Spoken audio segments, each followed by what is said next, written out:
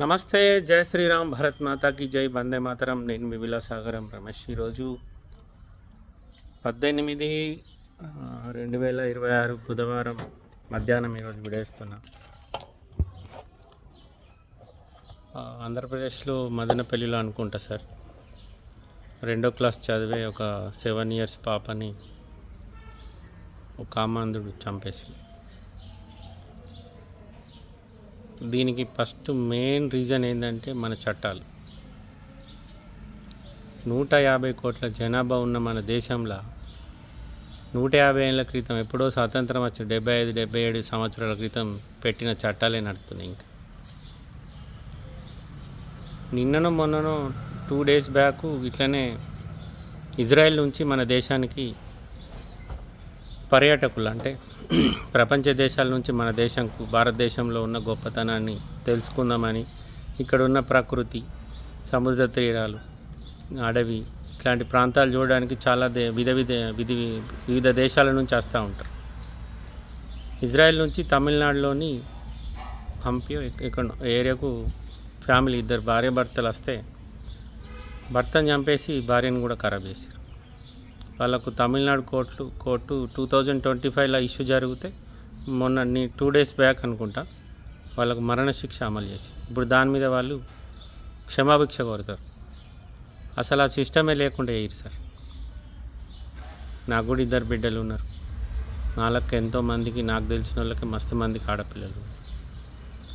7 సంవత్సరాలు 8 సంవత్సరాల పిల్ల మీద కూడా మీకు అంత కామం ఉంటే, ఆడోడో బ్యాంకాక్లో ఉండి వీడియోలు తీస్తుండు, బ్యాంకాక్ రారి బ్యాటింగ్ వేయర్రి, ఆడవాడు ఇంకోడు ఉన్నాడు ప్రపంచ యాత్రికుడు, వాడు కూడా చెప్తాడు, పోర్రి ఇవన్నీ 1 ఎకరం 2 ఎకరాలు అమ్మి ఆడ పోయి సాగుపోర్రి, మీ దూల తీరేదాకా ఆడ ఉండుర్రి. చిన్నపిల్లల మీద ఏందిరా పోయి నాకు అర్థం కాదు. అంతగానం మీకు ఈట సబ్బు ఉంటే బాత్రూంలో పోయి కొట్టుకోలేరురా. పిల్లలు ఏముంటుందిరా పిల్లల దగ్గర, బొక్కలు తప్ప.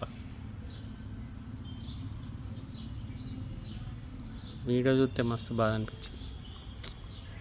ఇప్పుడైనా మా పాపని స్కూల్ నుంచి తీసుకొచ్చిన, ఎవరన్నా నమ్మాలంటే ఎవరికన్నా పోయి చెప్పి పాపని ఎక్కించుకురాపో అని చెప్పాడంటే కూడా భయం అవుతుంది.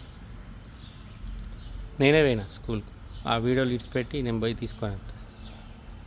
సరే నేను ఈడు ఉన్నా, నా బిడ్డ నేను పోయి ఎక్కించుకొస్తా, రేపు నేను ఈడు ఉండా, నేను ఢిల్లీలో ఉంటా, నేను వాళ్ళని నమ్మి పంపిస్తే ఎవరిని నమ్మేటట్టు? కన్న తండ్రి కూడా పిల్లల మీద కాటేసేటట్టు చూస్తే ఏం సమాజం ఇది? ఎటు పోతున్నాం? ఇంకా వాని ఎవడైతే ఆ పని చేసిండో వానికి ఫుల్ సెక్యూరిటీ, వాడిని ఏం చేయకుండా పోలీసు వాళ్ళు అడ్డం. అసొంటోని ఎక్కడైతే పాపని ఇప్పుడు తీసుకుపోయి దహనం చేస్తారో, ఖననం చేస్తారో, అక్కడనే వాని కూడా చంపిపారేది. దరిద్రం బిక్తుంది. ఇంకో లంజోడు కూడా అట్లా వేయాలంటే భయపడతారు. సరే, బూత్ వచ్చింది నోట్లకి. చిన్న పిల్లలు రా, వాళ్ళకు అభం శుభం తెలియదు, నాలెడ్జ్ లేదు. వాళ్ళు ఏదో అలా ఆటపాటలు ఆడుకునే వయసు, దాళ్ళ మీద కూడా మీరు కోరికలు తీర్చుకుంటారు. నిజంగా సార్, మీరు చట్టాలు మార్చుకోరు. First late చేయకూరు.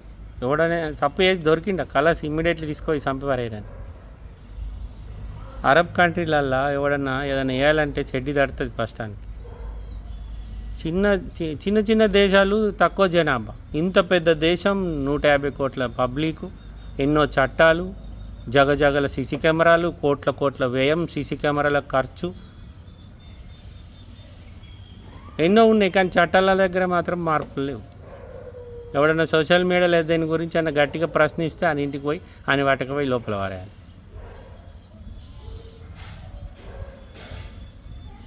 పాపం వాళ్ళ తల్లిదండ్రుల అర్థనాదాలు చూస్తే నాకే బాధ అనిపించింది.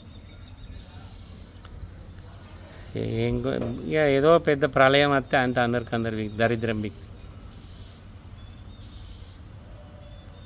5 నిమిషాల సుఖం రా భయ్, చిన్న పిల్ల ప్రాణం తిత్తివి.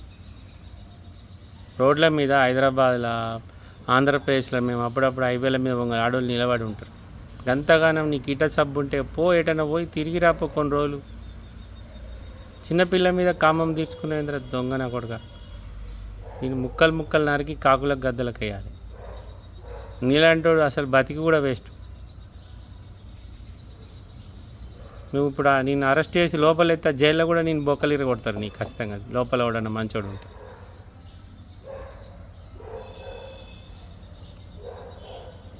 ఎందుకో సార్ మనకి అనిపించాలి, అందుకే వీడియో చేసిన. ఏమన్నా తప్పు మాట్లాడితే సారీ. ఓకే సార్, నమస్తే, జై శ్రీరామ్.